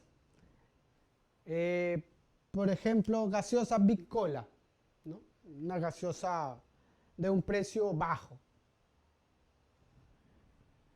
Tú ganabas cierta cantidad de dinero. y comprabas a la semana una Big Cola, porque era una gaseosa que su precio no es tan elevado. Pero resulta que a ti te duplicaron el sueldo. Hiciste un excelente trabajo y empezaste a ganar más. Entonces tú ya no vas a comprar Big Cola. Ahora vas a comprar Inca Cola, Coca-Cola o Pepsi. Entonces dejas de consumir Big Cola. Aumenta tu ingreso, aumenta tu poder adquisitivo, aumenta tu dinero y tú dejas de consumir ese bien y consumes otro. A ese bien que tú has dejado de consumir se le llama bien inferior. Ahora, existen entre esto, de acuerdo al ingreso del consumidor, tenemos los bienes normales que aumentan cuando el consumidor empieza a ganar más. Los bienes inferiores disminuyen cuando el consumidor empieza a ganar más, no disminuyen porque son inferiores. Tenemos los bienes neutrales. Estos bienes, así el consumidor aumente su salario o disminuya su salario, va a seguir utilizándolo, ¿no? No varía. A esos bienes les llamamos bienes neutrales. Entonces anoten ahí a los bienes neutrales. De acuerdo por el ingreso del consumidor tenemos los bienes normales, ¿no? Que mientras más gana, más los compra. Tenemos a los bienes inferiores, más gana, deja de comprarlos y compra otros productos mejores, catalogados bienes inferiores, y por supuesto los bienes neutrales, que no varía su consumo de acuerdo a el ingreso o disminución de el salario del consumidor, de sus ingresos, ¿no? De sus percepciones que recibe. Muy bien. Continuamos ya con el último tema, la empresa, ¿no? Vamos a trabajar lo que es la empresa en esta miscelánea de economía en la Academia Desarrollo y Liderazgo. Leamos qué es una empresa. Unidad económica y social conformada por elementos humanos y materiales. Las empresas se clasifican de acuerdo a su personería, según su naturaleza jurídica y según su cantidad de trabajadores, ¿no? ¿Cuál es el objetivo de una empresa? Obtener utilidades mediante su participación en el mercado de bienes y servicios. ¿El objetivo de una empresa cuál es? Obtener utilidades, ¿no? ¿Qué son las utilidades? Son las ganancias. Las ganancias que tendrán los dueños, el dueño o los accionistas de dicha empresa. ¿Mediante qué? Mediante su participación en el mercado de bienes, cosas que se pueden tocar, y servicios, cosas que ayudan a cubrir una necesidad, ¿no?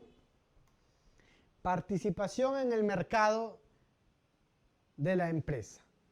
Para obtener participación en el mercado, la empresa recurre a los factores productivos. ¿Cuáles son los factores productivos? El capital, la tierra y el trabajo. Entonces, para que la empresa pueda participar en la creación de bienes y servicios, en el mercado de bienes y servicios, recurre a tres factores productivos, que sin ellos no puede producir. El capital, que es el dinero para comprar maquinaria, herramientas, pagar a los trabajadores, las instalaciones. La tierra, que es de donde saca el material, ¿no? Los recursos naturales para producir los diferentes bienes y servicios. Y el trabajo, que es la transformación, ¿no? La transformación de un producto o de productos en un bien final. Y para eso se necesita tiempo, se necesita dedicación, se necesita conocimientos. Ya hemos tocado en temas arriba, ¿no? El trabajo. Ustedes ya saben que se ejecuta a través de ciertas actividades que producen un bien o un servicio y reciben una retribución, que es el salario, el haber, ¿no? El emolumento, dependiendo de su actividad, de su capacidad y su desempeño. Organización de la empresa, ¿no? Veamos cuál es la organización de la empresa. Bien.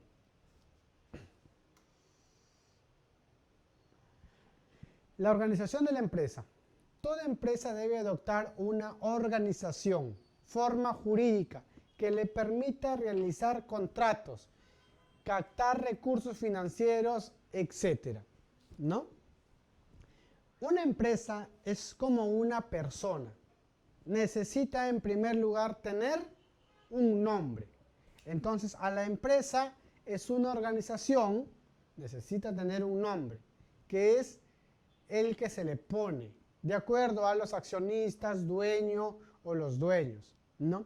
Necesita también tener un número de RUC, que es como el DNI de la empresa, ¿no? Donde se va a sentir identificado esta empresa frente a otras empresas, para que pueda hacer contratos con el Estado o con otras empresas del mismo rubro o de diferente rubro, para que pueda comprar materiales, insumos, para que pueda hacer un contrato con sus trabajadores, etcétera, etcétera, ¿no? Entonces, tenemos aquí tipos de empresa, ¿no? Las empresas se clasifican de acuerdo a su personería, su naturaleza jurídica, su cantidad de trabajadores, ¿no? De acuerdo a su personería jurídica, se divide en dos: persona natural, ¿no? Y persona jurídica. Cuando habla de persona natural, se está refiriendo a la persona en sí, a una sola persona que está trabajando, ¿no? Que está desarrollando todo. Y cuando habla de personería jurídica, habla ya no de la persona como tal, no de la persona como individuo, como ser humano, sino ya de una empresa realmente constituida, ¿no? Realmente constituida, con un nombre, una dirección donde va a operar, un número de RUC y, por supuesto, a qué rubro se va a dedicar: a crear servicios, vender, producir, etc. Entonces, de acuerdo a su personería, se clasifica en natural y jurídica. Natural, cuando habla solamente una persona, cuando una persona maneja todo y esta persona actúa como individuo. Jurídica, ya cuando está establecida como una empresa legalmente organizada, cuando está inscrita en registros públicos, cuenta con un nombre, cuenta con un RUC, cuenta con una dirección, cuenta a qué rubro se va a dedicar y, por supuesto, va a hacer el pago legal de sus deberes. Va a pagar, ¿no? Las cantidades que se necesiten o que el Estado le asigne, ¿no? Hablamos de empresas de naturaleza jurídica, ¿no? Hablamos de que estas empresas es unipersonal, es decir, son manejadas por una persona. Empresas individuales de responsabilidad limitada. Yo quiero de repente poner una empresa de asesoría, entonces solamente yo la manejo, solamente yo soy el único empleado, yo soy el dueño, el empleado, el gerente, etcétera, etcétera. Una sola persona. Es una empresa individual de responsabilidad limitada, es decir, mi responsabilidad tiene límites, no puedo extralimitarme en muchas actividades, solamente estoy diseñado o he sido diseñado o trabajo en ciertas actividades, ¿no? También tenemos la sociedad comercial de responsabilidad limitada.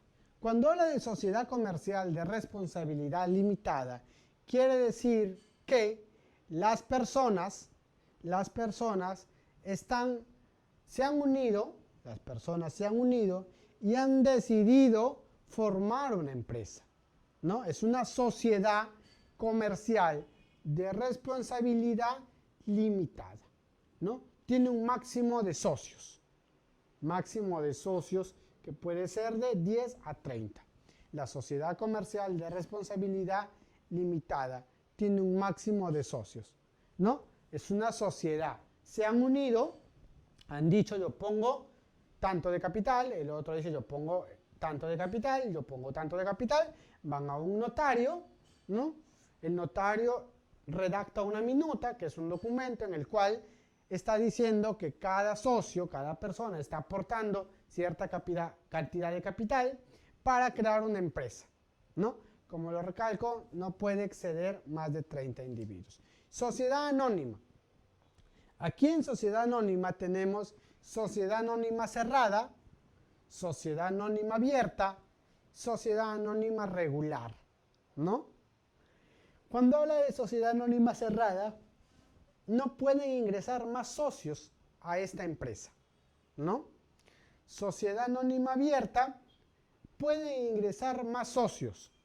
Aquí, en la sociedad anónima cerrada, hay una máxima sociedad de 50. En la sociedad anónima abierta, hay una cantidad máxima de 100. La sociedad anónima abierta cotiza sus acciones en la bolsa de valores. La sociedad anónima cerrada no cotiza sus acciones en la bolsa de valores. La sociedad anónima regular se encuentra no en la interfase de estas dos sociedades. La sociedad colectiva, ¿no? Es un grupo de personas que se unen para crear una empresa y se le llama sociedad colectiva. Sociedad en comandita simple y sociedad en comandita por acciones, ¿no? Sociedad en comandita simple, cada accionista tiene una cantidad específica de acciones, de acuerdo al capital que ha aportado, ¿no? De acuerdo al capital que ha aportado. Muy bien. Ahora, las empresas también se clasifican por su cantidad de trabajadores. Tenemos la microempresa y la pequeña empresa. Luego tenemos empresas más grandes. La microempresa es una empresa que tiene menos de 10 trabajadores. La pequeña empresa es una empresa que cuenta de 10 a 30 trabajadores, ¿no? Las empresas medianas son las que tienen de 30 a 50. Las empresas grandes son las que tienen de 50 a 100. Y las transnacionales o empresas ya que abarcan diferentes países son las que tienen más de 100 trabajadores. Entonces tenemos a la microempresa, pequeña empresa, mediana empresa, a la empresa y a la empresa transnacional, ¿no? Que ya es una empresa que tiene más de 100 trabajadores en diferentes lugares de un país o en diferentes países. Mientras la microempresa es una empresa pues pequeña que se está iniciando y que cuenta con un máximo de 10 trabajadores, ¿no? Ahora hablemos de las empresas de acuerdo a su personería jurídica, ¿no? De acuerdo a su personería jurídica tenemos que hablamos de una persona natural y de una persona jurídica. Tipos de empresas de acuerdo a su personería. Bien. Hablamos de empresas. Característica. Persona natural, ¿no? Empresa unipersonal a cargo de una persona. Una sola persona es la que maneja esa empresa y esa persona es el gerente, el punto de ventas, el personal, el obrero, es la persona que hace todo. También se consideran las sociedades conyugales, ¿no? Cuando se junta con otra empresa del mismo rubro que quieren formar una sociedad para trabajar de una mejor manera. Entonces, persona natural es una empresa unipersonal a cargo de una sola persona. Mientras las empresas jurídicas de persona jurídica, ¿no? Está constituida, esta empresa constituida distinta a sus integrantes, que conforme al aporte de un participante en la empresa, ¿no? Aquí en las empresas jurídicas son varias las personas que han aportado de acuerdo a la cantidad que ellos tenían, diferentes capitales, ¿no? Es una empresa constituida distinta a sus integrantes que conforme al aporte de un participante en la empresa. No compromete su patrimonio o bienes personales. Es necesario la suscripción de una minuta y de una escritura pública. Bien, explico. 10 personas. Cada una tiene diferente cantidad de dinero. Unas tienen 10.000, las otras tienen 5.000, la otra 8.000, la otra 15.000, ¿no? Uno es ingeniero, el otro es abogado, el otro es arquitecto, el otro es empresario. Son distintos. Deciden estas 10 personas unir sus capitales, ¿no? Lo que tienen, 10.000, 15.000, 8.000, y formar una empresa. Van donde un notario que elabore una minuta, como un acta, ante un notario, en el cual dice lo siguiente: en el año tal, en la fecha tal, el día tal, el lugar tal, se reunieron los señores, los menciona, con documento de identidad, y decidieron formar una empresa de personalidad jurídica, la cual se llamará, le ponen el nombre de esa empresa, y se dedicará al siguiente rubro.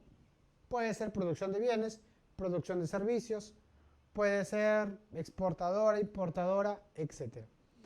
En lo cual, cada socio, cada accionista, está aportando el siguiente capital.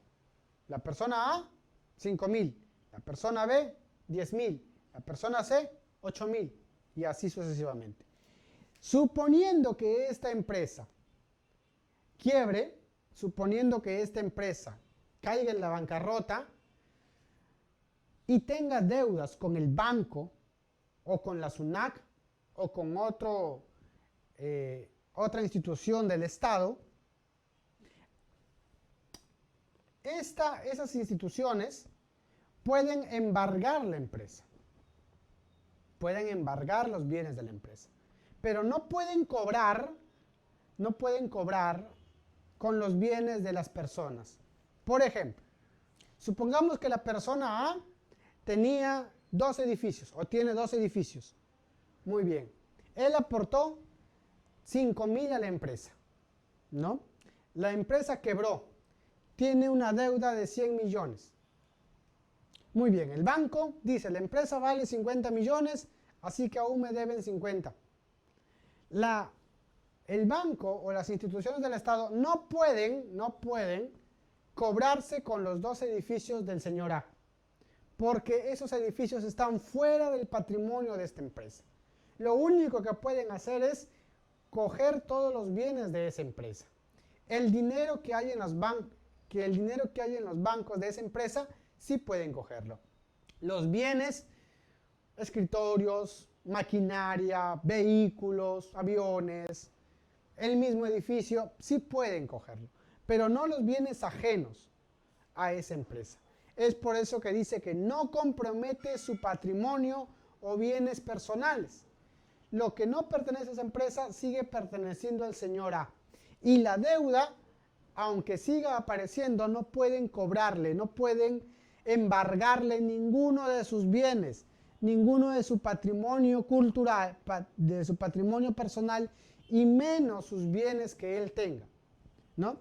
Obvio que eso tiene que hacerse en una notaría, se tiene que elaborar una minuta, que es como el acta de nacimiento de una empresa. Se tiene que inscribir en registros públicos, se tiene que hacer el respectivo pago a la SUNAT, ¿no? Sobre qué rubro, y por supuesto se tienen que pagar los respectivos impuestos que nuestro Estado peruano, ¿no? Pide que se mantengan al día de acuerdo a las disposiciones legales, ¿no? Muy bien, continuamos. Naturaleza jurídica, ¿no? Empresas unipersonales, también se encuentran la empresa individual de responsabilidad ilimitada, sociedad comercial de responsabilidad limitada, sociedad anónima, sociedad colectiva, sociedad en comandita simple, sociedad en comandita por acciones. Hablemos un poco de la empresa unipersonal. No utiliza siglas, ¿no? Solo tiene el nombre. Por ejemplo, Pepito. La cantidad de participantes es una sola persona y a esta se le denomina propietario. Por ejemplo, una persona que tenga una tienda. Está inscrita de manera legal, él es el único dueño, su tienda aparece como Pepito, ¿no? No tiene siglas y su responsabilidad es ilimitada a sus aportes. Entonces, esa empresa, esa pequeña tienda en la esquina de la casa, en la esquina del barrio, en la esquina de la calle, pagará los impuestos de acuerdo a sus ventas, ¿no? Si es menos de 2.000 soles, solo paga 20 soles a la SUNAC. Si su venta es menos de 5.000 al mes, pagará 50 soles. Pero ¿qué pasa si ya sus ventas pasan los 5.000 soles mensuales? Entonces ahí sí tendrá que ya pagar el impuesto general de ventas, que es el 18%, el IGB, y ya dejará de ser una empresa unipersonal, ya que al tener ese volumen de ventas, es una empresa que ya necesita 2 o 3 trabajadores, deja de ser una empresa unipersonal y ya cambiaría su rubro a otra sociedad. Continuemos con empresa individual de responsabilidad limitada. Las siglas que se utilizan es la EIRL, ¿no? LTDA. Las siglas que se utilizan para esta empresa. Está integrada por una sola persona que toma el nombre de titular. Recuerden, en la unipersonal tomaba el nombre de propietario, mientras acá toma el nombre de titular. Su responsabilidad es limitada a su aporte. ¿Qué quiere decir que su responsabilidad es limitada a su aporte? Si acá hablábamos de que los pagos que tendría que hacer es de acuerdo a las ventas que tenga, acá hablamos de lo mismo, ¿no? Mientras más genere, pues tiene que cancelar más. Bien, pasamos al punto 3, sociedad comercial de responsabilidad limitada. Sigla a utilizar es la siguiente, SRLTDA, ¿no? Su número de participantes es de 2 como mínimo y de 20 como máximo, ¿no? La representación de los aportes de los socios se le denomina participaciones. La responsabilidad de los socios es limitada de acuerdo a sus aportes. ¿Qué significa esto? Lo que explicaba anteriormente, ¿no? Cuando una sociedad se junta, un grupo de personas deciden formar una empresa, ¿no? Cada socio aporta una cantidad distinta, diferente al capital. Y de acuerdo a eso, de acuerdo a esos aportes, es como tendrá participación. Mientras más haya aportado, tendrá más voto. Mientras menos haya aportado, tendrá menos voto. Muy bien. Ahora vamos con la sociedad anónima. Sociedad anónima cerrada, sociedad anónima abierta y sociedad anónima regular, ¿no?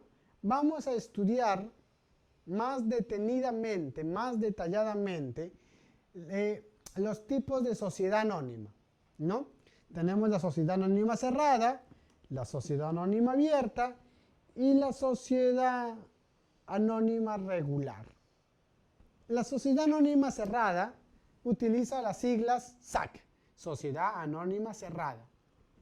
Su número de accionistas mínimo 2, máximo 20, ¿no?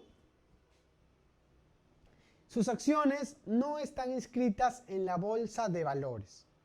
Lean bien esto. Sus acciones no están inscritas en la bolsa de valores, ¿no? Esta sociedad, como máximo 20 participantes, no permite que ingresen más socios, ¿no? Según la minuta, está prohibido que ingresen más socios. Tiene un máximo de 20 integrantes, ¿no? Sus acciones no se cotizan en la bolsa de valores. Y sus siglas, SAC, Sociedad Anónima Cerrada. Bien. Tenemos la Sociedad Anónima Abierta. Las siglas a utilizar son SAA, Sociedad Anónima Abierta. Número de accionistas, más de 750, ¿no? Aquí sí pueden ingresar más accionistas, pueden comprar acciones. Aquí sí están inscritas en la bolsa de valores. Es decir, tú puedes comprar acciones y ser socio de esa empresa. ¿Cómo se hace? ¿No? Son empresas inmensas, son empresas transnacionales que tienen gran cantidad de socios. Como lo dicen, más de 750. Cotizan sus acciones en la bolsa de valores. En las bolsas de valores de los diferentes países. Bolsa de valores de Nueva York, bolsa de valores de Lima, la bolsa de valores de Londres, la bolsa de valores de Hong Kong, dependiendo. ¿Cómo funciona esto? Muy bien, suponiendo que una empresa tiene, por ejemplo, ¿no? Pongamos un ejemplo, Telefónica, Movistar, ¿no? Es una empresa, sociedad anónima abierta, tiene más de 750 socios y sus acciones están en la bolsa de valores. ¿Cuánto cuesta cada acción? Por ejemplo, 1.000 soles. Cada acción cuesta 1.000 soles. ¿Y dónde la compras tú? En la bolsa de valores. ¿Cómo haces para comprarlo? Llamas a la bolsa de valores o vas, consigues un corredor de bolsa y decides que vas a comprar una acción. ¿Cuánto te cuesta una acción? 1.000 soles, ¿no? ¿Qué ganaste comprando esa acción? Si es que las acciones suben, si es que la empresa gana más dinero, tú vas a tener una pequeña ganancia. ¿Cuánto? Dependiendo de cuántas acciones has comprado. Si has comprado una acción, tendrás una pequeña ganancia. Si has comprado 10 acciones, tendrás más ganancia. Si has comprado 50 acciones, tendrás más ganancia. Entonces, depende de las acciones que compres y depende del precio de las acciones, ¿no? Entonces, las sociedades anónimas abiertas son grandes sociedades, son grandes empresas transnacionales que están en la mayoría de países y sus siglas es SAA. El número de accionistas es de más de 750 y sus acciones sí están inscritas en la bolsa de valores y se pueden negociar en la bolsa de valores. Pueden venderse y comprarse ese tipo de acciones. Y cualquier persona que tenga dinero puede comprar acciones, al igual que también puede venderlas. Continuamos. Dice Sociedad Anónima Regular. Siglas utilizadas SA. Número de accionistas más de 20, pero menos de 350. Sus acciones no están inscritas en la bolsa de valores. No están inscritas en la bolsa de valores. A diferencia de la sociedad anónima abierta, donde sí y se puede negociar. En la sociedad anónima cerrada, ¿no? En la común, donde solamente hay máximo 20 socios, no puede ingresar uno más, no lo establece la minuta, tampoco está inscrita en la bolsa de valores. Muy bien, continuamos. La sociedad colectiva, ¿no? Las siglas a utilizar es SC, sociedad colectiva. Existe la pluralidad para el número de participantes. El capital está representado en participaciones. La responsabilidad de los socios es solidaria, ¿no? En la sociedad colectiva se representa con la sigla SC. Existe la pluralidad para el número de participantes, ¿no? El capital está representado en participaciones, que vendrían a ser lo mismo de acciones. La responsabilidad de los socios es solidaria, ¿no? Sociedad en comandita simple. Las siglas a utilizar es S en C. Existe pluralidad para el número de participantes, ¿no? Y el capital está representado en participaciones, al igual también que lo mismo de acciones, ¿no? Entonces, tenemos la responsabilidad de los socios comanditarios es limitada y la de los socios colectivos solidaria e ilimitada, ¿no? Sociedad en comandita por acciones. La sigla a utilizar es S en C por A. Existe pluralidad para el número de participantes. El capital está representado en acciones, ¿no? La responsabilidad de los socios comanditarios es limitada y la de los socios colectivos solidarios e ilimitada. Cuando hablamos de sociedad en comandita por acciones, ¿no? Cada socio representa las acciones que ha comprado y las acciones que le pertenecen. Por lo tanto, tiene un poder en el directorio. Muy bien. Empresas por cantidad de trabajadores. Tenemos aquí que existen las microempresas, las pequeñas empresas, las empresas y las grandes empresas. Bien. Trabajemos este último punto. La microempresa, un número de trabajadores de hasta 10 personas. La pequeña empresa es un número de trabajadores de hasta 50 personas.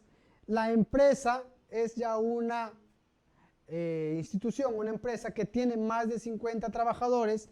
Y por supuesto, las grandes empresas o ya las transnacionales son empresas que tienen más de 100 trabajadores. En este caso ya tienen sucursales en diferentes ciudades del país o en ocasiones en diferentes países del mundo. Un ejemplo claro, tenemos a nuestras líneas móviles, Movistar, Claro, son grandes empresas transnacionales con sucursales en muchos países de América Latina y de Europa, ¿no? Mientras una pequeña empresa es recién un taller de repente que está aperturando, que tiene máximo 10 trabajadores. Una pequeña empresa ya es una empresa constituida por un pequeño tiempo, ¿no? Tiene hasta 50 trabajadores, ya tiene división del trabajo, como lo hablábamos líneas arriba, en la cual ya tiene un contador, tiene un gerente, tiene un asesor legal y tiene personas especializadas en ese rubro, ¿no? Las empresas ya grandes, tenemos un ejemplo, podrían ser las empresas cerveceras, ¿no? Que tienen ya más de 100 trabajadores dedicadas a diferentes especialidades, ¿no?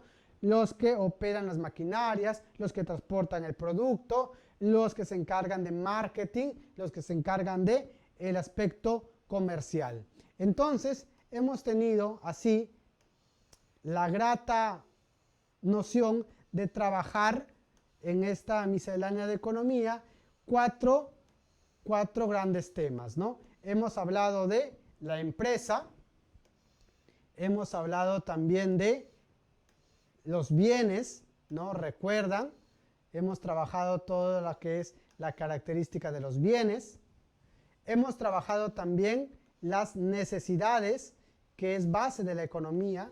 La economía sí es una ciencia que se encarga de cubrir las necesidades. Hemos estudiado las necesidades humanas y, por supuesto, hemos trabajado, valga la redundancia, lo que es el trabajo, ¿no? Una actividad importante en la economía y en el proceso económico. Recuerden que para construir cualquier bien o servicio se necesita el trabajo, ¿no? Sin trabajo, pues los bienes y servicios no existirían. Entonces, queridos estudiantes, espero esto haya sido de mucha ayuda. Sigan estudiando, sigan preparándose en la Academia Desarrollo y Liderazgo. Sin nada más, me despido, el licenciado Franz Ernaque. Hasta una nueva oportunidad. Gracias.